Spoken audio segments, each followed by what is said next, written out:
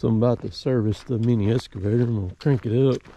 I got some big white oak logs over there that I'm gonna take and put down in the water in my pond to preserve them.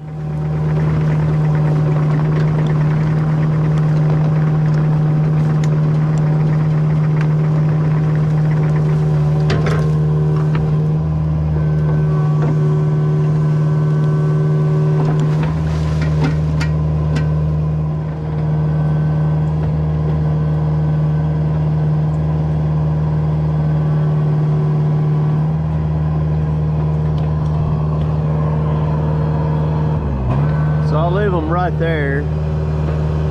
This is actually pretty deep. I dug it down back in 16. This is the main reason I dug this out for. Well, two reasons. It stayed wet over here all the time, and then so it just made sense to kind of dig this out. But it's a perfect little hole in there to put these logs in. Now, once them things get waterlogged and they soak the water up in them, it'll be all I can do to drag them out of here with this machine and then wrestle them up on the trailer and take them to the mill. But you can put them in that water like that, it'll save them. They'll stay green, man. They'll stay green for, you know, for multiple years too. They just need to have some water. Same thing that the mills do, where they pump water onto them and they stay wet.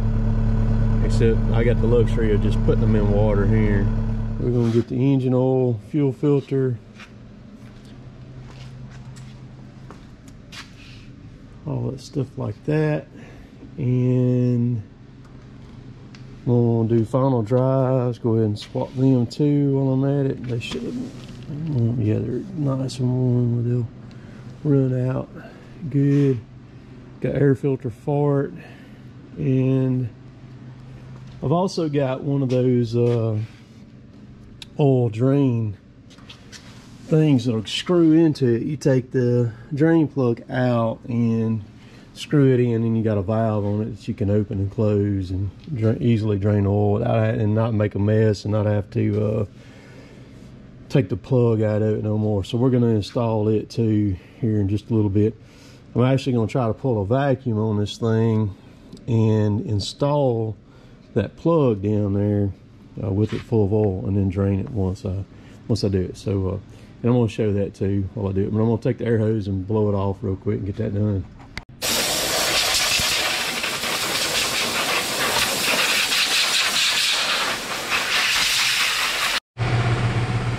Pretty dry here right now. I've run in a lot of dust here recently.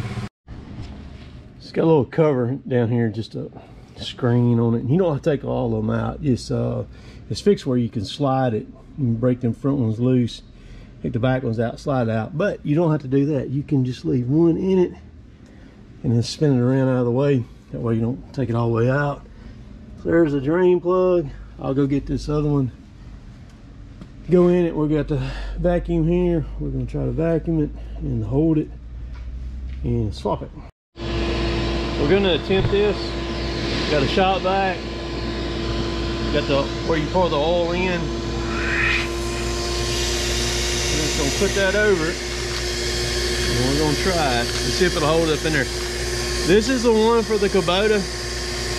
I got two of them. I got one for the Ford engine on the chipper, and this one, I'm pretty sure that this is gonna be the one for the Kubota. I've got it listed in my Amazon link down below.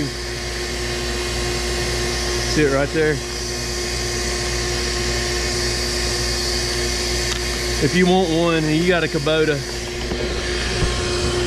So now we're gonna take the drain out of it and see what happens.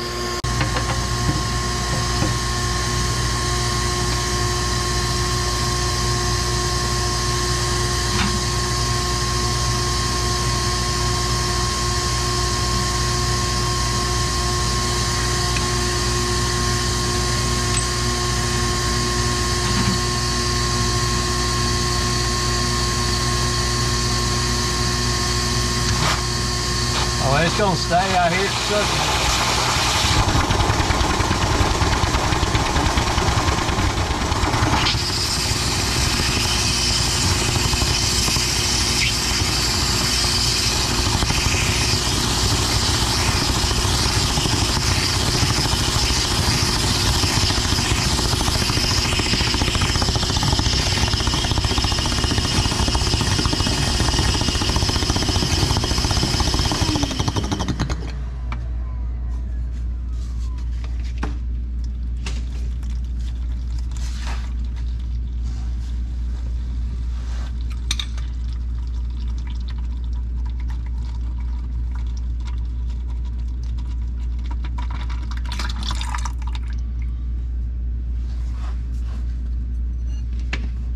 snug it down.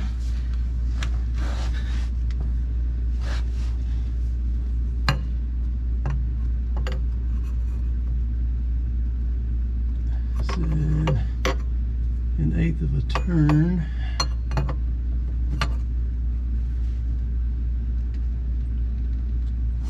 That'll be good.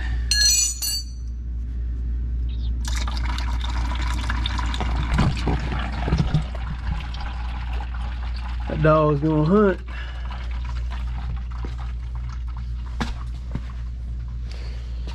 See, that was the right one I grabbed. I thought it was the larger one because, like I said, I've got one for my chipper too. One of these. Of course, you can get on Amazon and it'll show you which one goes on which, but it's in my Amazon link if you're interested in one. I also can stick a short hose on it too, so I won't ever have to take this thing back off. So that worked dang good. Got it installed, got the valve closed. Now I'm ready to dump oil in it and put this back in there in place. And let's see here. I might be able to reach up to that hole and get to it. I don't know, we'll see. It's gonna be a lot more pleasant changing it that way. Man, yeah, I can still reach up through there with my fingers and get to the valve on it, no problem. So I don't want to take that screen back off anymore. We're gonna set the drain bucket about right in there because that's where the oil from the filters can end up running down to. Stick this back on for the time being.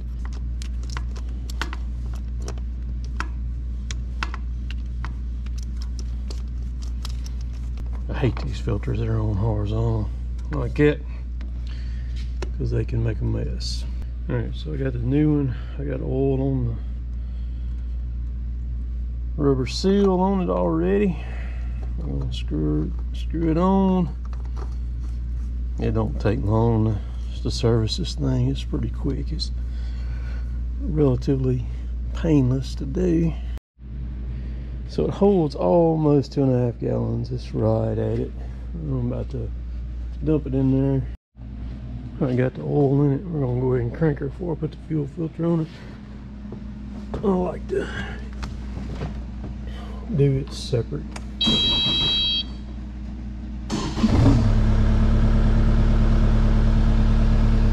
Oil pressure light went off, so that's good.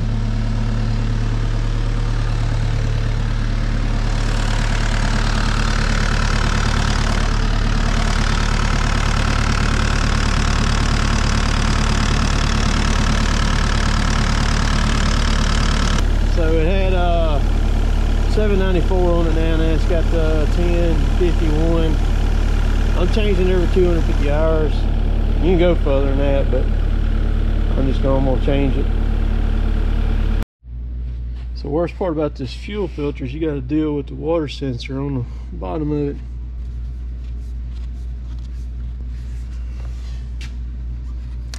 Get this plug. You have to plug that thing back in too. I'll show you where it goes. It goes right here in this thing, and then it's got a little bracket right there that holds it. Let's see here. Sure get it. Okay. Let it snap. Then you gotta put it in back in right here. And then it'll hold it right there. Alright. Now I'm gonna cut the key on, we'll cycle it, let it pump fuel into it, let it run for a little while on the fuel pump.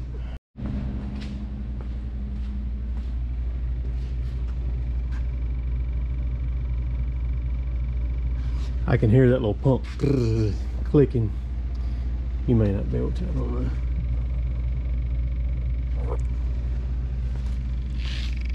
It's right down there. Yeah. Alright, she ought to be done running enough to crank it now. Let's see what she'll do here.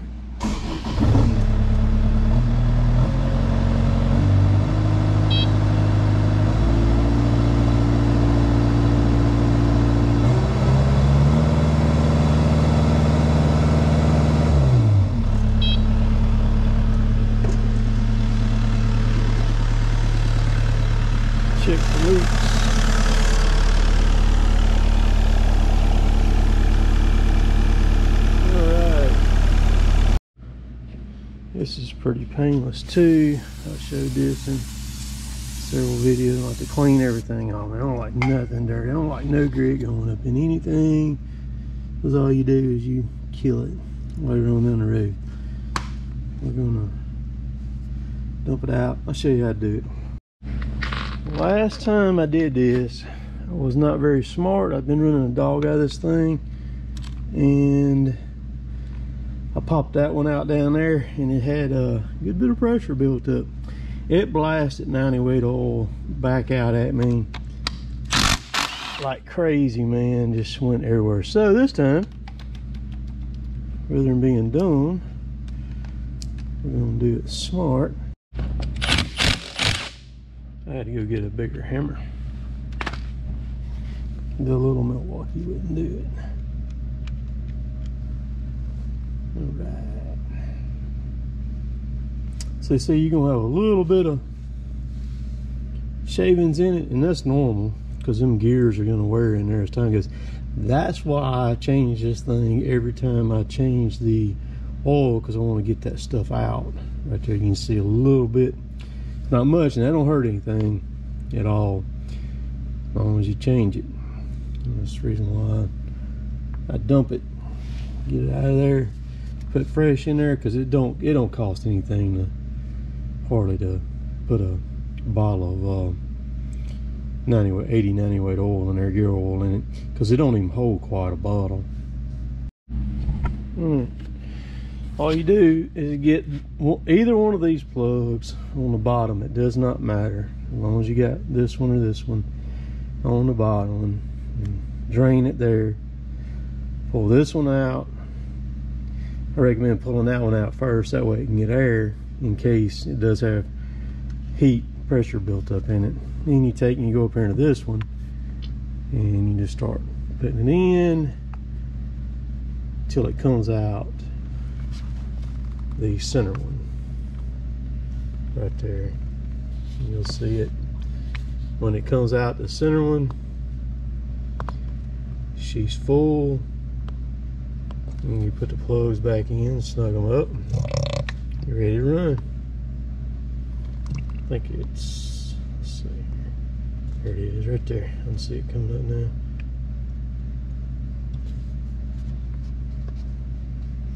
It also, you know, it lets me, if I change it every time, you see it right there coming up, it lets me make sure that there's no water getting in it either. Got both drives done. It takes an 8mm Allen. It's what it takes to fit those plugs. I just put on the impact, because you really need to tap it with an impact, because this outside cover on the Planetaries, it just screws on, and you can twist that thing if you're trying to do it with a ratchet. So you really need to bump it with an impact. At least that's been my way things has happened with me. So I just use an impact, bump it off, and then bump it back on. Got them both full. So I went ahead and put inner and outer in it. There's the outer one there. I write the hours and the date on everything, 10/22 and 10/52 on hours. I put the cover on it, and this little girl gonna be ready to roll, man. Hope you enjoyed that. Today is a service day. Be doing tree work the rest of the week. Need to get that knocked out of the way. A lot of people ask me for different advice across the board on all kinds of different things, and being in business, doing the tree work or whatever it might be. And, you know, in my case, it's tree work, excavator work, things like that. Always remember, a good rule of thumb is set your price to what you want to make and stick with it. You're not going to get every job. It ain't going to happen. And I tell people when I roll up, sometimes I can read people pretty good oftentimes, and you know, there's this aura sometimes that people think they can get, you know, a monster tree taken down for a few $100. That's not the case, folks. It don't work like that. And again, just set your price. If you don't get it, it was not meant to be. No sweat off your back. stay about a month out on jobs and everything, and don't worry about it. Just set it and forget it. If you get it, and hey, sometimes you'll I'll throw a price out there on somebody, and they'll be like, nah, I ain't, no, I'll do something different. I'm like, okay. It may take a month, so sometimes I'll get a call back and say, hey man, come on and get this tree down, you know, for me. So always keep that in mind. That's just some things that I have figured out. Because you start shortchanging yourself, man. There's enough other people out there that will shortchange you. You start shortchanging yourself, man. You ain't doing nothing but hurting yourself, hurting what you can do, and just stay with your gut, your instincts, and roll with it. So appreciate y'all watching. We'll catch y'all later. Later, taters.